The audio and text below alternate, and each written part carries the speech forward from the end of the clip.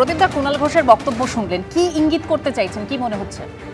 এখানে পরিষ্কার সেটা হচ্ছে তৃণমূল কংগ্রেসের যে সংস্কৃতি, সেটা হচ্ছে যে তৃণমূল কংগ্রেস যখন ক্ষমতায় থাকে তখন সবাই মিলে থাকে, দুর্নীতিতে কেউ যখন আটক হয়, গ্রেপ্তার হয়, তখন ব্যক্তিগত, যখন ভোটের ময়দান থেকে কেউ পালিয়ে যায় তখন সেটা ব্যক্তিগত, তখন আর দলীয় ব্যাপারটা থাকে না। তৃণমূল কংগ্রেস এখান থেকে পিছু পা হয়নি। অভিষেক বন্দ্যোপাধ্যায় হয়েছেন, অভিষেক বন্দ্যোপাধ্যায়ের নেতৃত্বে এই জাহাঙ্গীর খান, তিনি এতদিন ধরে ওখানে রাজনীতি করেছেন এবং রাজনীতি শুধু করেননি, ফলতায় লোকসভায় 1,26,000-এর লিড দিয়েছেন।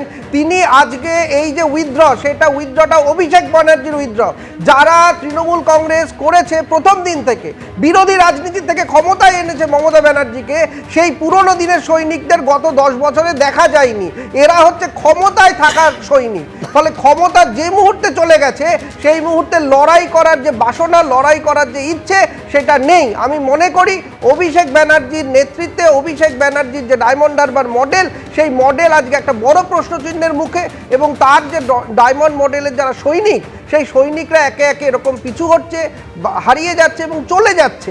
তার কারণ হচ্ছে অভিষেক ব্যানার্জি কিভাবে আপনার কুণাল ঘোষ যিনি বললেন, তিনিও সরাসরি কিন্তু অভিষেক ব্যানার্জির এই আওতায় এটা রয়েছে। অর্থাৎ ডায়মন্ড হারবার মডেল কেন আলাদা? মমতা ব্যানার্জি বলেছিলেন তিনি সমস্ত কেন্দ্রে তিনি প্রার্থী, তাহলে আজকে কেন শুধু দক্ষিণ 24 পরগনার ফলতা, কেন অভিষেক ব্যানার্জির কথা বলা হচ্ছে? আসলে এই পুরো দক্ষিণ 24 পরগনা, যেখানে ডায়মন্ড হারবার মডেল বলা হতো, অভিষেক ব্যানার্জির একচ্ছত্র আধিপত্য, রাজনৈতিক আধিপত্য, সেখানে মমতা ব্যানার্জি এবং তার পুরনো সৈনিকদের কোনো জায়গা নেই। যারা ক্ষমতার জন্য রয়েছে তাদের জায়গা রয়েছে। একদম ক্ষমতার কথা বলছেন প্রদীপ চট্টোপাধ্যায়। জাহাঙ্গীর খান নিজে সরে দাঁড়িয়েছেন, কিন্তু এই ক্ষমতার জন্য তিনি ঠিক কি কি করে বেরিয়েছেন, বাসিন্দারা কি বলছেন শুনুন।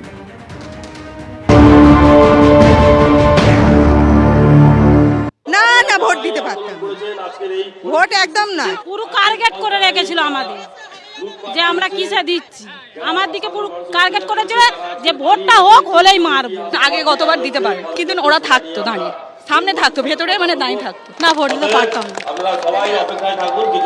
আমার ওই তো আমরা ভোট দিতে যাবো, আমাদেরকে বললো তোমাদের ভোট দিতে হবে না, কি হয়তো পেছনে দাঁড়িয়ে আছি, দেখে দেখে ভোট দেওয়া হবে, দেখবে আমরা কাতে ভোট দিচ্ছি, কিসে ভোট দিচ্ছি।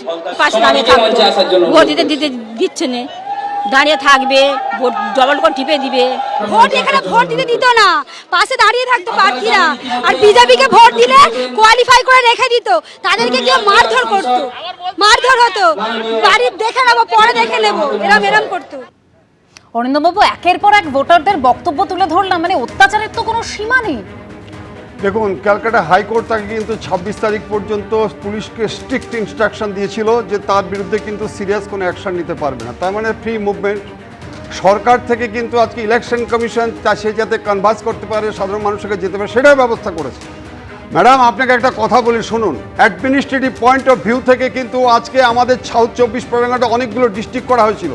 আজকে ডায়মন্ড হারবার এসপি এবং এসডিপিও যে ডায়মন্ড হারবার ছিলেন, আপনাকে বলছি, এই যে জাহাঙ্গীর, আমরা চোর ডাকাতদের মানুষ করি, আপনি বলুন তো, একটা চেহারা একটা ধাক্কা মারলে পড়ে যায়। এর পিছনে ছিল হচ্ছে গিয়ে আজকে শাসক দলে, আমি নাম করেই বলছি, ম্যাডাম যখন বলছি মিস্টার অভিষেক বন্দ্যোপাধ্যায়, আবার আপনাকে বলছি যে মিঠুন দে, আপনাকে বলে দিচ্ছি মিঠুন দে, আপনি যেখানে থাকেন, আপনি যে অত্যাচার করেছেন এবং আপনি যে জাহাঙ্গীরকে যে আজকে শেল্টার দিয়ে রেখেছিলেন, আজকে সাধারণ মানুষ 2018, 2019, 2021, 2023, 2024-এ যখন লোকসভা ইলেকশন হয়, যে অত্যাচার করেছে এই জাহাঙ্গীর, এর কিন্তু আজকে যেভাবেই হোক আজকে পালিয়ে গেলে হবে না।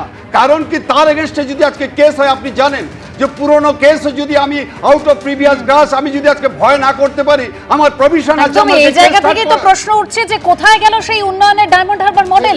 শীর্ষেন্দুদা, ইলেকশন কমিশনের নিয়ম অনুযায়ী মাত্র দুদিন আগে, নির্বাচনের দুদিন আগে আনুষ্ঠানিকভাবে প্রার্থীপদ বাতিল করার কোনো মানেই হয় না।